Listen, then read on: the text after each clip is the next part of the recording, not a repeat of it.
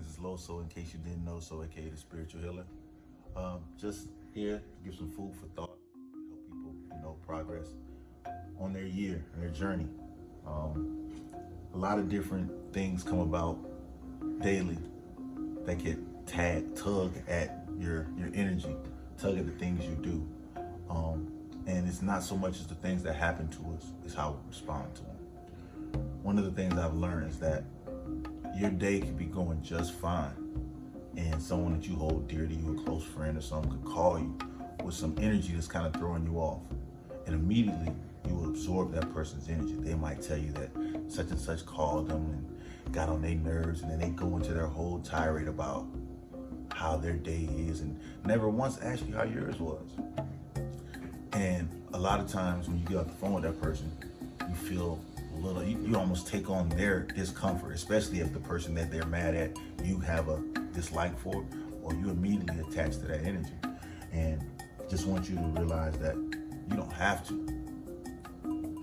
Sometimes the people that are close to us can bring us the things that the universe is testing us to get better on. A lot of times it could be someone that we hold very dear to us calling us with something that we really don't want to get involved in, but because it's that person, we allow it, not realizing that at some point you have to know when to stand guard to the gate of your mind. It's a quote by Jim Rohn, basically saying that you got to be careful of what did you absorb.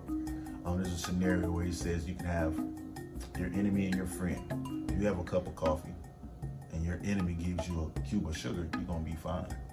What happens if you have a cup of coffee and your friend gives you cyanide? You're not going to be fine. So it's not so much as the person we deem who's giving us this information, it's the information and the stuff. If it's volatile and informational for you, then you should absorb it. But if it's not, certain things you got to learn to let go. And at some point, you raise your vibration, you raise your consciousness. The people who we hold dear for us, we may outgrow. It's not a bad thing. Everybody has to grow. Sometimes you outgrow people, and sometimes it comes back full circle to where you guys are around each other. Everything should be a learning experience. But the whole thing about it is be careful of what you allow into your personal space. Be careful of the energy you want to take on and absorb. Because when you're on the phone with your friend, they give you all this stuff and they say, oh, okay, I gotta go back to work, let me get off the phone. They get off the phone with you, and then now you're stuck with some energy that you didn't want to start with. And you might not know how to get rid of that easy. They might not even care about it. They might have just told you just to vent, and now they back having a great day. Now you think, well, dang, that's crazy, and you dwelling on it. So just be careful and choose what you choose to digest. Choose what you choose to take into your circle. Because if you don't, you're liable to pick up anything. But, just a little tidbit, being careful of what you absorb, being cognitive of what you absorb, and being okay with telling somebody, I really want to have this conversation today. I'll check with you later.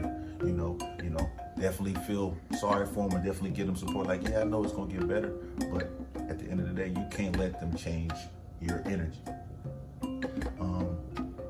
So just a little snippet for today. I'm going to end it with a quote by Reverend Ike. Reverend Ike says, you can secretly say to yourself that if you won't let me pull you up, I won't let you pull me down.